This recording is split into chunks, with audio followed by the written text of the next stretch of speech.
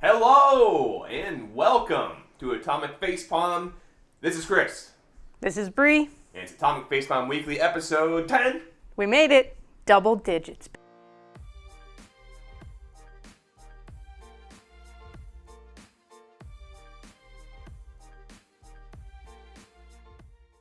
Thanks everybody for tuning in. If you're new to the channel, we would love it if you hit subscribe, especially if you enjoy things like video game reviews, discussions, news stories, and random zaniness. If you're a fan of all those things, welcome. We enjoy it too, and that's why we're here. So you can also leave a comment below, and we're going to jump right into it this week with Press Play. Are you asking what games I played this week? Yes, I am, Bree. This is the week I finally finished Nier. Nier Automata. I know. It's heartbreaking. That game is absolutely heartbreakingly sad. All the way through. It's like the saddest game all the time. Everything's really sad. Near the end, it's even near the end. Oh, man. Near the end, Nier gets really, really, really sad. Would you say it's the saddest game you've ever played? I'm just going to drop that really intense question on you. Yeah, I don't know. I know that it is definitely up there, just all the way through. Just everything is sad. Everything's terrible. It's just like, I know I'm not selling it here. I think it's like, I loved the game. It made me tear up.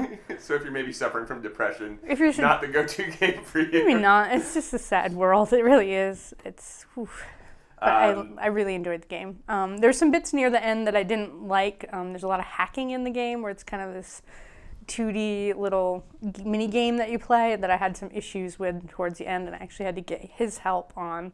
Yeah, are we okay to talk about that? Just for I don't know if that's spoilery or not. No, it's just the hacking part in general, and not any of the story stuff. But there's a part where you need to do hacking to get to the next part. Like sometimes, and most of the time it's a very action RPG, really fluid, really smooth. The things I love about it is the combat, and then all of a sudden you're doing this little hacking mini game, which a mini game fine, but when it's required, it was really difficult. So yeah, two-dimensional, right? Mm-hmm. I don't know how the rest of the game is, and I gotta go ahead and say this is my only interaction. I know, with which the game, is like, which was Bree's like, I need help, and I was like, boy, I was kind of like, I was feeling trepidation because I just got off Hollow Knight and I got my ass kicked on the really hard platforming parts. I was like, oh, I'm gonna humiliate myself here.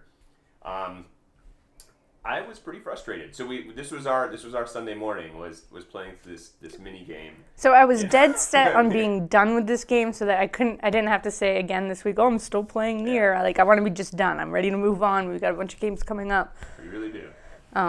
So I was feeling that pressure as well, and then it was just this one thing that I was stuck on. The rest of the game was really not too difficult. It was a nice, good, challenging, yet not like overly challenging kind of thing. I feel like that's something we could talk about as a topic, honestly, since we've both encountered pretty much the same thing, which is you're playing a game, you're going through, you get used to what the game is, and all of a sudden there's this like sheer vertical cliff of impossibility they just throw at you out of nowhere. And you're like, what the hell?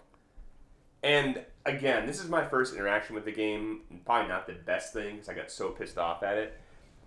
For me, what was frustrating, maybe you're just more used to the controls, was I felt like when I was using the analog stick, because it doesn't let you use the D-pad, it just doesn't do anything. Because this is a top-down, two-dimensional kind of shooty thing. Which for me is, I would just want to use the D-pad, right? Mm-hmm.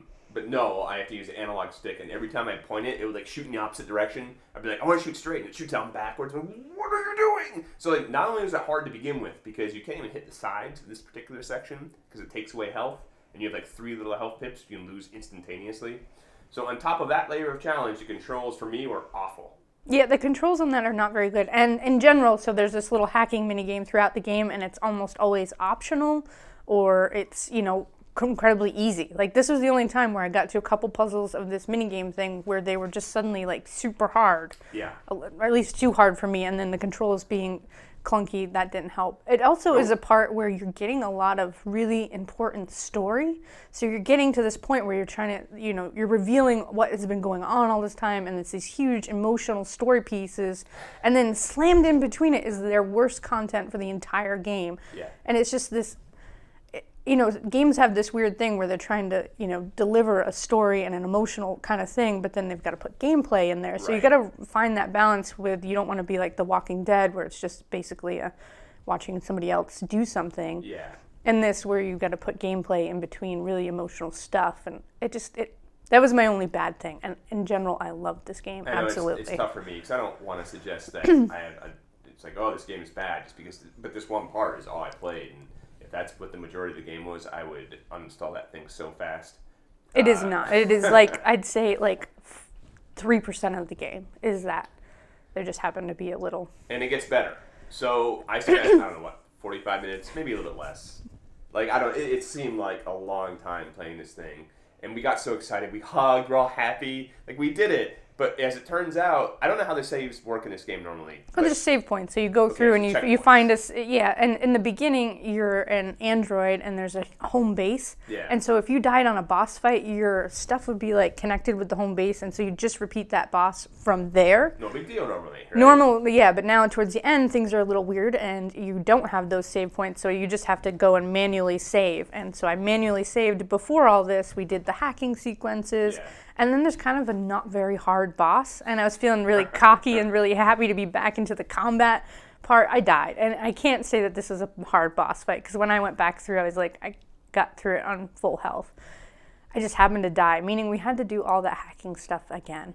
And I don't blame you. It's, again, if there's a system established in a game, and all of a sudden it just kind of throws it out, and it's like, oh yeah, actually, you got to do all that all over again. Surprise! Yeah. So it's not, like, that's just a really big weakness of the game. So. And as much as we're crapping on this game right now, it really is one of my favorite games that I've ever played. Like, I loved this game. I felt it was very emotional. I loved the combat. I loved the characters, and the world was just... I really enjoyed this game a lot. And so please don't listen to that small complaint there. I mean, I'm going to do a review later this week, and I'll go over my pros and cons. There's also another thing with the controls aspect is I played on a PC, which is generally considered a terrible port. Yeah. So I don't know if that was maybe some of it where the analog stick was just a little wonky. There's probably input lag. So that could have been part of it as well. But it certainly didn't need. I will fully admit that on the second time around, I actually punched the table pretty hard, and I'm very ashamed of that. I'm admitting it now. My desk. I feel terrible, but God, that was so frustrating. So I've been watching on your shoulder. So I mean, I don't know much about the game, but it looked like a great game. Oh, it was a really great game. I think the layers of story that it delivered, the themes that it was talking about were really interesting, really deep. I really loved this game. I mean, I'm not the kind to be like game of the year or anything, but I did love this game a lot. Yeah? Yeah, a lot. You know what game I loved a lot? What game were you playing? Quake Champions. You didn't. He can't talk about it. I can't say anything about it. It was a waste of time. So I was like playing this thing. I was like, I'm going to capture some video, do like an impressions video. I'm doing it. I'm going to get it up there. And I was like, wait a minute, what the fuck am I doing? I'm under NDA. I can't do that. It's like closed beta. I mean, not that I'm anything special in that regard. Like, thousands of people are in a closed beta. But I just kind of forgot. I haven't taken part in a closed beta in a while, just because, I usually don't want to do that. But it's Quake, so I gotta do my part. And I just realized, why am I spending like 4 hours in this game when we can't even talk about it? So I played it. It was. Am I allowed to say it was fun? Slap. I can't say it was fun. It was a game, and it was in closed beta. Yes. And I also actually played Flint Hook, which was when we watched I played it at PAX East. Mm-hmm. I think we did a little quick highlight on the video blog, which you should also watch. I actually really enjoyed that video blog. Good job. And Flint Hook is kind of a combination between Nintendo's Bionic Commander, where you have like a grappling hook arm, except in this game you can jump, and you're in randomized dungeons, much like Darkest Dungeon, where you go in and they're procedurally generated, and you kind of explore, and you go and pick stuff up. It's tough platforming, but it's not impossible. A lot more like forgiving than what we're talking about when it came to that little mini game in Nier. Like in this game, we were just talking about roguelite versus roguelike earlier. This is a roguelite in the sense that you die, you don't complete the stage, but you keep all your stuff. Yeah. It's a lot of fun. Very retro and pixely and very humorous and tongue-in-cheek. Such a nice game coming off of like the really hard sections in Hollow Knight. I'll have that review out soon, by the way. But this is a nice, like, I don't know, a chaser. Yeah. It's like, oh, it's fun, and I'm not stressed. Just the art style on it is really, so really, good. like, every little thing, because there's a lot of stuff always on every screen. Like, when Yeah. you say these are, like, generated dungeon things, you're thinking, like, oh, wall, 2 monsters. No, like, the whole thing is filled with Complex. stuff that's super cool looking. Very pastel coloring style, too. It stands out, but it's a really fun, simple game. I'll do an impressions video on that. I don't know if I'll have time to review it. Because like you said, we're coming up on, like, Dawn of War 3, Little Nightmares, and then just goes on. Prey. Yeah. Strafe. Oh, Strafe, yeah. What Remains that of one. Edith Finch. I want to play Like, that it's too. like we had this weird lull, which is good because we're both playing these really long, intensive games, but coming up to the grind here. But that was it for me. Do you play anything else besides Nier? I don't think so. Nothing worth mentioning or talking No more about. Torment. No, I'm just about to hop into the closed beta of The Long Way Home, The Long Journey Home. Oh yeah. But I downloaded. I have not. I was trying to finish up Nier, and so I didn't get a chance to get into that this week. This counts as a game, so I'm gonna ask, what was that puzzle game you were playing on there? It was like, it looked like a quilt, kind of, and you're like putting little like. Oh, I actually really do. I'm almost finished. Like, I almost beat that game completely. I'm sorry, I don't know the name. Kami 2? Apparently there's another one. It was K-A-M-I. Oh, K-A-M-I, okay. Oh, I was thinking like Kami like a communist. I was like, oh, it's called like a communist game? no, but it's like you just kind of are filling in all the blocks to be the same color, which sounds... Oh, no, it's being loud. I actually really like it. It's like very addictive. And then I showed my daughter it when we were like waiting at a dentist appointment. And next thing I know, she was like, it's so simple and so easy to pick up that it's just like, it's a good game. I like that. Nice. That is it for me. And me too. I played a lot of Quake Champions again, but sadly, get to wait my impressions for that one until later. Okay, we are going to our next segment where we cover a specific game that we'd like to share. It's called Spotlight. Sure, we can call it Spotlight this week. So looking at a game that's, just got some new information about or coming up soon. Yeah. So about a week ago, Bandai Namco released a really stylized trailer video for this, and they said that then they'd trickle out some stuff for, and then a week later they came out with the name Code Vein, and they gave us actual screenshots. Yeah. Looked interesting to me. Code Vein, which sounds like, I don't know, Code Name, Code Vein. It's like the coolest title of a game I think I've heard in a while. Yeah. Third-person vampire action RPG. And now, Bree, it's time for story time with Uncle Chris. Are you going to read the... I sure am. It's a long paragraph, so bear with me here. And this is directly from the developers. I'm not making any of this up. This is basically verbatim from the website. In the not-too-distant future, a mysterious disaster has brought collapse to the world as we know it. That was... I screwed it up. Do you want to start again there? Nope. Towering skyscrapers, once symbols of prosperity, are now lifeless graves of humanity's past, pierced by the thorns of judgment. At the center of the destruction lies a hidden society of revenants called Vain. This final stronghold is where the remaining few fight to survive, blessed with gifts of power in exchange for their memories and a thirst for blood. Given to the bloodlust fully and risk becoming one of the lost, fiendish ghouls devoid of any remaining humanity. So everyone's reading is throwing me off because there's something like proper nouns in here that like Vain is capitalized, gifts is capitalized. It's hard to read. Thorns of Judgment is. I guess that's like a really important thing in the game. Yeah. Beware of thorns of judgment. So you play as Revenant with an AI control partner. Which sounds a lot like Nier. Well, I think it's a lot like, Dark Souls, Bloodborne, a lot of these action RPGs are very similar. Indeed.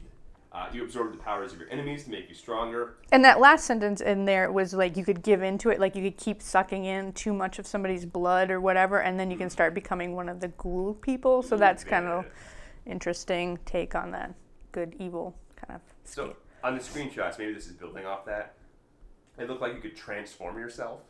So maybe that's it. It's like you can dip into that, using people's blood power to become stronger, and maybe if you go too far, you become evil and become one of those lost people. Become a vampire Megatron. Yeah, maybe. Which I'm kind of okay with, honestly. Because it's not the movies Transformers, it's like the anime Transformers, which is awesome. So Bandai Namco said the game, quote, is for the combat inclined. that has been interpreted to mean really fucking hard. You think so? Maybe I'm interpreting it that way. I thought it was just more like, slashy, hacky kind of thing. I thought they were suggesting, like, it's going to be hardcore, man, Oh, well, if you're into... Yeah, if you're, like... Getting beat up? I don't know. It's just going to be, like, Devil May Cry or these types of games. It looks like... Yeah, it's action RPG, so I think it'll be very hacky-slashy. What's interesting to me is that they released this teaser trailer, which was, like, such a cool art style, and then they show now real in-screen, in-game screenshots. Right. Other way around. It's not the same style at all, so that kind of threw me off. It's very shiny. Like the screenshots are everything's shiny. Yeah, it looks like a very polished anime. Polished, like a literal. Yeah, like polished, like everything is shiny and so. Anime. I mean, I'm still very intrigued, but that first thing that they did with that art style, I want a game that's that all the time. Yeah, that threw me off. I'm not sure what kind of choice they did there or why, but yeah, interesting. I don't know if we have any sort of release dates yet. No, I think that's supposed to be out this year, and they're going to start ramping up their coverage and showing off. They were saying that the 21st they were going to release the teaser trailer said that the 21st, April 21st, would be when they released the information, but they ended up releasing it earlier. I don't know if there's more that they haven't released yet that they want to. I just love the name Code Vein. Code Vein. You can say it so quickly, and it's like Code Vein. Code Vein. Code Vein. And onward to the Word Factory. Which means we're going to discuss something. Maybe. Gaming related, not word related. No factories. For example, it's a mod world. It is a mod world. Speaking of which, we're going to talk about some mods. For example, Tamriel Rebuilt. Yeah, so PC Gamer did a really awesome look into this week, and that kind of piqued my interest, and I was thinking, so they've been spending 15 years modding this. 15 years. And I was like, holy crap, is that like the most? It's gotta be up there. So then I started Googling about other mods, and that kind of led into this whole, like, let's talk about mods a little bit this week, but I have to imagine, if they've been working 15 years and they're not close to done and they really don't have any release date in sight, is that like the biggest mod? It's gotta be. I mean, think about 15 years ago. It's 2017, so let me do my math here. We'll give you a minute. 2002? Okay. So 2002 is right after the original Deus Ex came out. 2002 is a little bit after The Matrix came out. You're going back to right after 9/11. Mm-hmm. That is such, like, in video game terms, it's a long time. Like, it's like 125 years. Like, what? So these guys, now this is for the Elder Scrolls 3 Morrowind, which I don't even know if many people know exists at this point. People probably maybe have heard of Oblivion, and obviously Skyrim. So this was the game that came out before Oblivion. They're modding that game. And they love that game, which I think is really cool. It got really, like, when that game came out, it was, like, lauded as one of the best RPGs ever. So they've done kind of this, because they've been working on it for so long, they've kind of put it in its own little bubble where they're not really paying attention to where, that storyline is going, and they've got their own, like, whole wiki and entire thing on their website about they're trying to keep it clean and being in that world and not what's added onto it with, Skyrim and Oblivion, and they're trying to do their own thing. It's really interesting. It's sort of like when Star Trek does their alternate realities. It's almost like this is now an alternate reality, and they're trying to keep it true to this, Morrowind, Elder Scrolls 3. I feel like calling it a mod is almost disrespectful at this point. I know. It's a game. It is its own game. But it is kind of built on somebody else's thing, so it falls into that weird mod. I mean, a lot of people are used to, like, let's mod my inventory or mod this. But when here's an extra weapon. You start going into something this big, I guess, does it not a mod anymore? But yeah, so PC Gamer, like you said, according to legend, the Elder Scrolls 3 originally intended to include the complete Moreland province, like similar to Oblivion Cyrodiil. Instead, due to whatever reasons, they had to make the game a lot smaller. Yeah. And that's kind of was the inspiration 15 years ago for them to do this. It's already playable, it's just not 100% done. And they're saying it won't be for a while. So it's been this work in progress. It's not like they've been working on 15 years and just suddenly came out. No. It's been you could play little sections as they get into it, which is pretty fascinating. 15 years. I have a hard time editing one day in video. Like, these guys, God, that kind of willpower.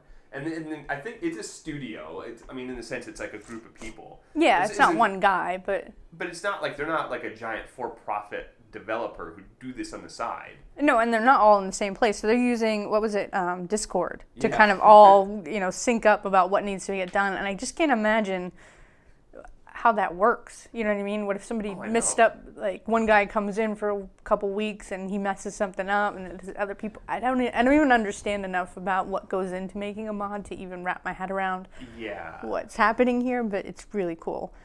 And I think what I liked about that PC Gamer article is they likened it to a religion for these people. Like at this point, that it's like they're just, they're wrapped up in it and it's become this thing and it's cool. They're bought into it, man.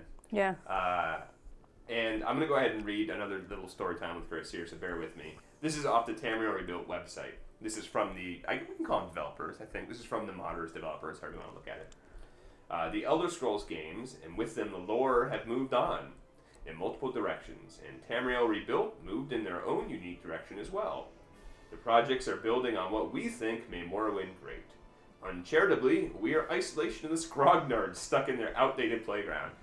And I enjoy they're also kind of aware. Like, it's not like they're on this high horse and, we're so awesome, we don't need them to begin with. No, they're very much like, we realize what we're doing is pretty crazy.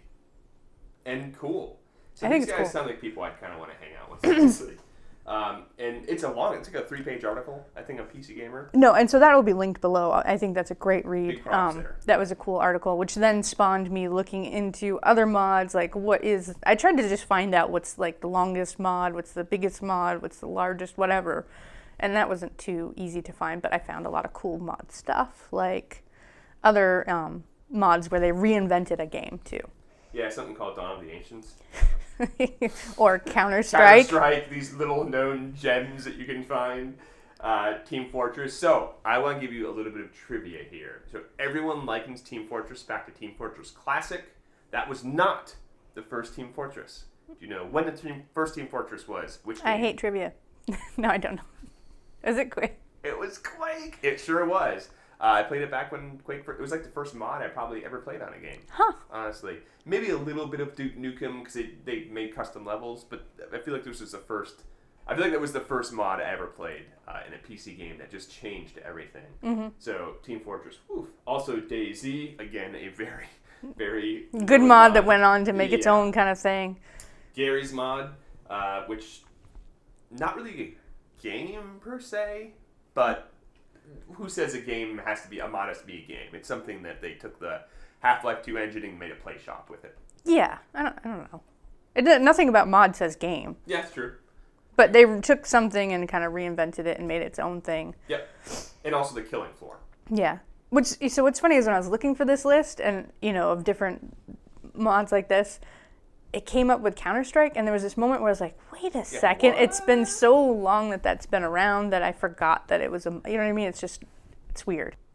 So going from some of those very popular mods that became full-fledged games, we're going to transition to another big-time mod that could be considered a game, honestly, by itself. Mm-hmm. And this one is Skyrim's biggest mod ever. Endirall, the Shards of Order. And we didn't pre-plan it, so we had all these Skyrim Oblivion games. I think it's just that Bethesda's games, for a reason, are very friendly to modding. Maybe, yeah. So we have Morrowind and then we have Skyrim. But this is different in that it takes that world and changes it into something else, whereas the last mod happened to be building off of that world. This is completely different, using Skyrim assets, but its own thing. But they're basically making their own game with the clay that is what was Skyrim. They're making their own stuff. Mm-hmm. So this has an actual development team called Sure AI. They also created Naharim at Fate's Edge for Oblivion, so they're kind of modding veterans.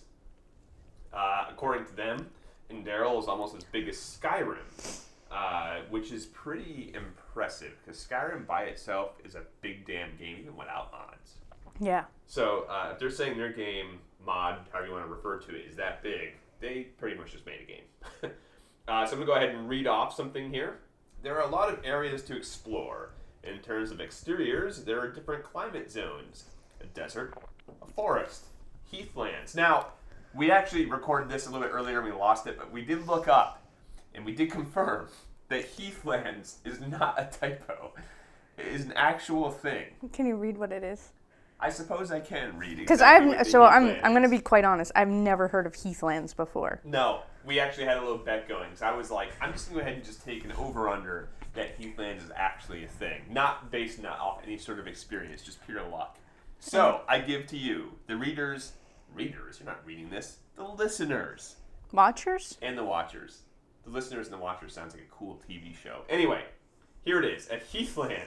A heath is a shrubland habitat found mainly in free, draining, infertile, acidic soils. That's a very specific thing. And it's characterized by open, low-growing, woody vegetation. There you have it, folks. A Heathland. Huh. Okay. It's also where Heath Ledger goes to party, if he was alive. No Mountains, Heath all Ledger with jokes. different vegetation and climates. There's a lot going on, they say. And of course, there are many, many dungeons. And as you pointed out, this is their own game. So it has a whole different system. Technically, not their own game, but their own story. Yeah, that's true. Their own kind of thing. It's not their IP. Yes. So PC Gamer said that the group operates along similar lines to a professional development studio, which is not surprising. It's a 10-team member establishment, so they are as big, if not bigger, than a lot of indie studios. Yeah, just about any indie games we've been playing lately are like 4 people with some backup sound people or something. Yeah, so 10 people. Oof, that is a lot going on. In this mod, there's an overhauled class system, which itself adopts a modified version of Sky UI. We were talking before about some of the mods you had used in Skyrim. And which is like 0. Yeah. Except for maybe 1 for inventory. I finally got fed up with all the inventory crap, and I touched my pristine game with an inventory upgrade. I was like the exact opposite, man. I marred that from like day one. Even before they like let you mod it in quotation marks. Yeah, I was just so scared I'd mess up my save game file. Like, I had a very strong attachment to my Skyrim character. Like, one of the few characters I felt like I really played her like her own little person. Like, she wasn't me. A lot of times I play me or something. She was her own thing. I couldn't mess it up. Oh no, and it's a good fear because there were so many times where I almost broke my game in half. Like, just from... I was smart enough to make backup files, but I have to go, like, back 3 backup files sometimes to, like... Yeah. Yeah, no. Because there are so many mods that don't work well with one another, and you don't know until you try. I'm not touching that. So, but you don't have to worry about with this mod, because it's just a brand new, gigantic mod. Yeah. So it uses a community-made improvement of Bethesda's user interface. There's no dragon shouts. You get traditional experience points by killing monsters, completing side quests, exploring locations, and possibly even being a little bit witty in dialogue. So this follows more of a traditional RPG. Mm-hmm. It kind of forgoes all the Elder Scrolls stuff. Mm-hmm. So again, massive mods, and it's impressive that these folks are doing this because you kind of figure if they had the expertise and know-how to create these giant game-like mods, they could probably just make their own game. Like, but, I mean, I'm aside from doing mod. Yeah, no, I'm sure they could. I feel like some of them, this is a lot more fun. There's not the stress of having to deal with all that. You can kind of just play around with somebody else's Lego blocks, build the thing you want, have fun, not have to worry too much about the real world Take 15 stuff. years, whatever you want to do. Yeah, like that's probably just, it's a huge hobby. Yeah. So, So, again, 2 Elder Scrolls games, very friendly to modding, so good stuff. Now, on to less friendly things. Yes. And you've all heard of this before, which are mods that get shut down. It's not all friendly in the modding world, as it turns out. So, I titled this, No Mod For You, Come Back 1 Year! Maybe. So, mods that were put to death, such as Red Dead Redemption. They wanted to put a Red Dead Redemption map inside Grand Theft Auto 5, and it got canceled. Canceled because somebody was like, no, that's our stuff. That was a cease and desist order. Yeah. And that's usually what happens is... now, there are some developers and publishers who are like, yeah, mod away. Like Bethesda, for example. Yeah. I mean, like, all their games are just a mod or haven. But there's a lot of other games that apparently Rockstar does not like people touching their... They're notorious for that. Yeah, Take-Two and Rockstar and someone called Nintendo. Yeah, Nintendo modding. Not so much. So for Red Dead Redemption, according to Kotaku, Red Dead Redemption 5 would take the map from the Xbox 360 version, so an older game, and they would port it to the GTA 5 engine and expand it in the process, which sounds really cool. It does. it's a bummer sometimes. I feel like that they got to go after modders. Well, so this right now they're starting to tease out Red Dead Redemption 2, so they think that maybe something like this will take away from their limelight. That was kind of the speculation. So they put this in. I mean, no, you're right. I'm on the side of let's let modders do what they can do, and if your game can't compete with a modder, then maybe your game is shitty. That's my really personal take, but yeah. I can definitely also understand that you've put your heart and soul along with a bunch of other people into a game, and then you see somebody else like sticking their finger in it, taking it apart and doing their own thing. Maybe you get upset, but yeah, I lean more towards the modders in my opinion of these things. Me too. And in this circumstance, when they were remaking the map, the group was going to add parallax occlusion mapping, which is like 3D definition in textured surfaces.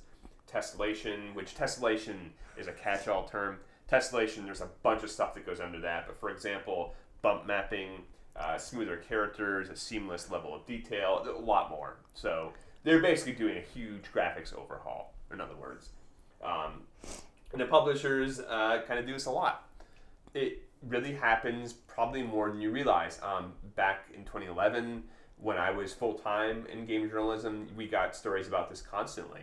And I would be surprised if it still was not as apparent. So, for example, Doom RL was extremely popular. That got canceled recently. Metal Gear Remake got canceled. Super Mario 64 HD, no surprise there because it's Nintendo. And the Middle-earth role-playing project. Yeah, let's shit on the role players. They're really going to... Yeah.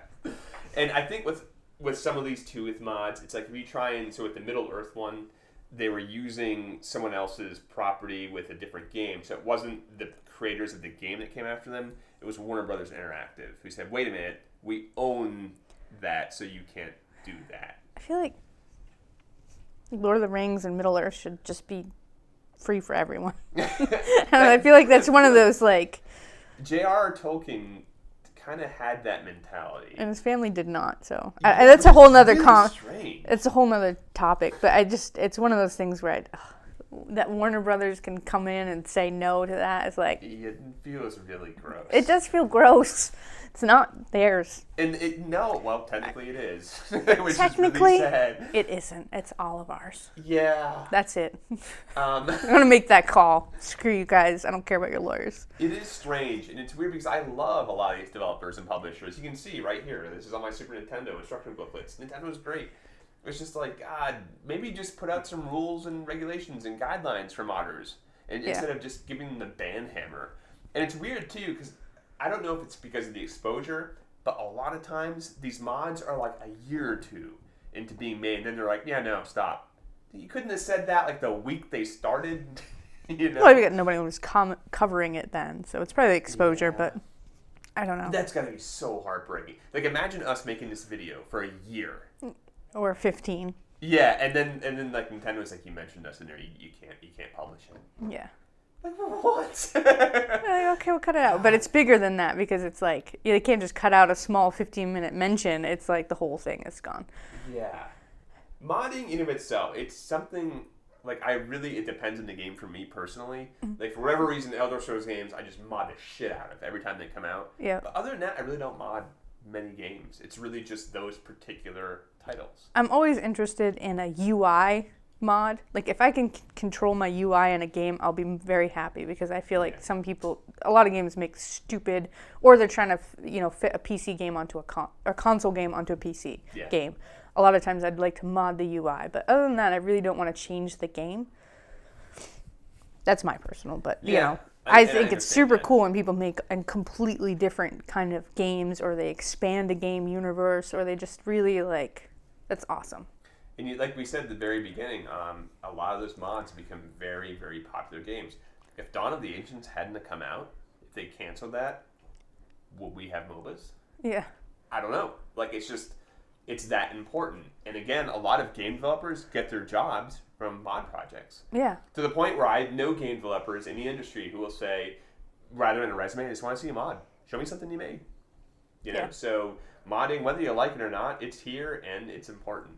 It is important. So that's why, when you see something where they're, taking the Red Dead Redemption and they're keeping people inside of your world, like people that loved Red Dead Redemption 1, now they're giving you more of that world so that when Red Dead Redemption comes out, you're like, this is the world I love. I've been playing in it for the last, 5 years or whatever. I can't wait to get into it. So I think when they cancel stuff like that, I feel it's counterproductive. Oh, sure. I don't know. Imagine like you went to go hug your children and they punched you in the face. I think that kind of escalated a little bit maybe, but yeah. Like, I love you. I love this game so much. And I want to work on it and spend every free moment. I just wanted to give you a hug. Go to your room. I know. So, I thought it was a really good topic, honestly, because I feel like modders really don't... I mean, they get into the limelight now and then, but they're kind of unsung heroes. They do a lot of this work for free. Very few mods are the kind that you pay for. Now and then that happens. For the most part, they're just doing like we're doing. They do it in their free time, and they're doing something they love. So, good job, guys. And it must suck getting all those cease and desists. So, yeah. So, there wasn't a lot of news that happened this week. There were a few news stories. We're not going to go as in-depth as normal, but we figured we'd just do a quick kind of shout-out and go through them just so you know. Because the ones you do have that we have on here are pretty cool. Yeah, no, I like so Hearthstone expansion could cost players $400 to complete. I thought that was really, because a couple weeks ago we did that For Honor thing where we called them out on their pay-to-play kind of things. It's like $8,000 or something. Yeah, I mean people. But this is, so they got the new Hearthstone expansion, Journey to UnGoro Crater. It features 135 new cards and new mechanics. Yep. And so they got that out, and then people started to pull it apart and be like, hey, wait a second, you've changed things. Yeah, and there was a game-breaking bug in the first few days, too. Which, I think people had no problem overlooking that bugs happen. But, so a Redditor, yes. Sea Serpent 02 tried to prove what had changed with the pack. So basically you're opening up the game packs and you're getting a lot more duplicates than you did before. Yeah. So he took a sample size using data from, how many? 1,101 pack openings. That's a really exact number. I like the and one. Yeah. And then he took that data and then simulated pack openings to discover the average cost to users. And they're saying that it would be $400 to collect all the cards. So for the price of a GTX 1070, you get all the cards in Hearthstone. So one thing that they didn't factor into this was, I guess, in Dust, which lets players destroy duplicates to craft cards that they don't own once they collect a certain amount. So there's a way to kind of recycle your duplicates and make cards. I don't think that was factored into it, but they've definitely tweaked the deck openings, which is kind of a bummer.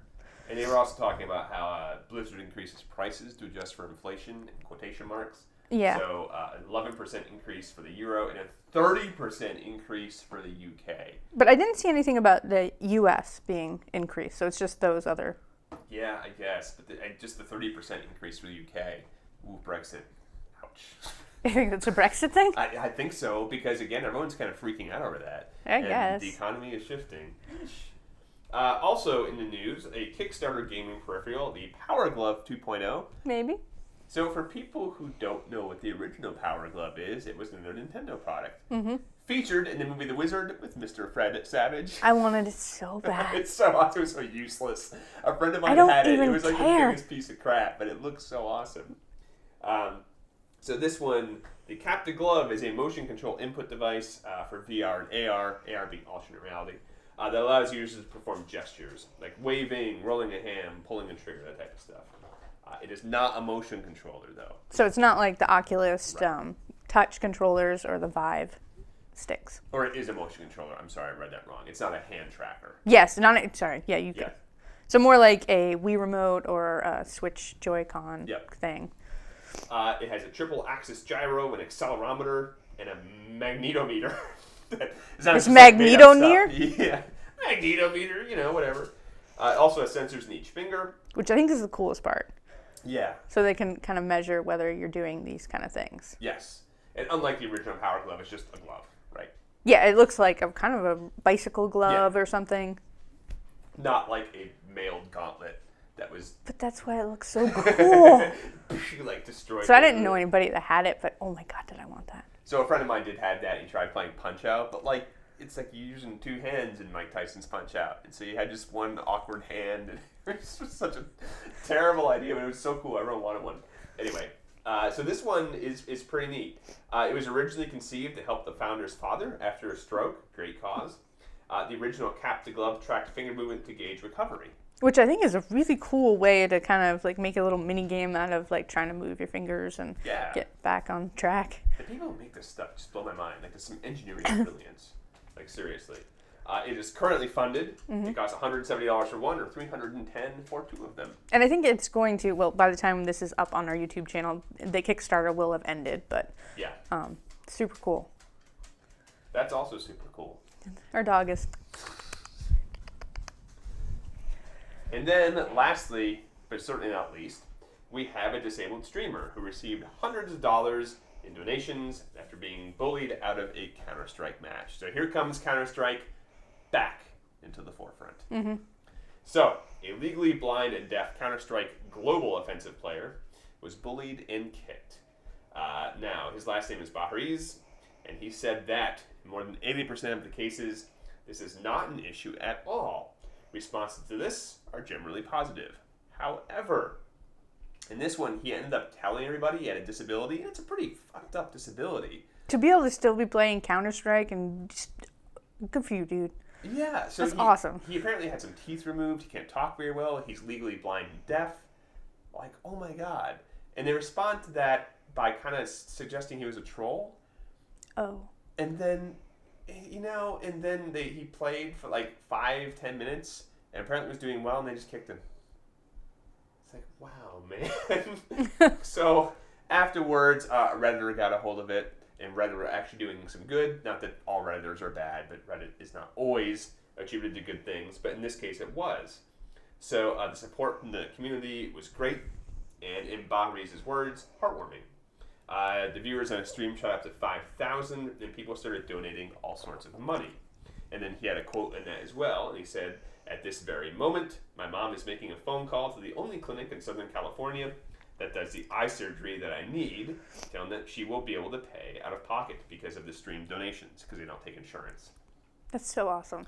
So this went from like a really atrocious, terrible thing to like all of a sudden like, wow, some really good stuff came out of that. And this is a good way, I think, to actually kind of end the show. His words here, just try to be more respectful and considerate of the people you play with. Yeah, really. And even not just the disabled people, just regular people. Yeah, like I just gotten feel like torn apart. That's actually why I hate playing online shooter games is because, like, if I do poorly for a minute, like, people are, like, a 12-year-old screaming at me and swearing at me, and I'm near tears, and I'm like, okay, I'm done. Like, seriously, guys. Like, I wish everyone could, like, just take a minute and, like, listen to that quote. Like, oh my god. Yeah. God, online gaming would be such a better place.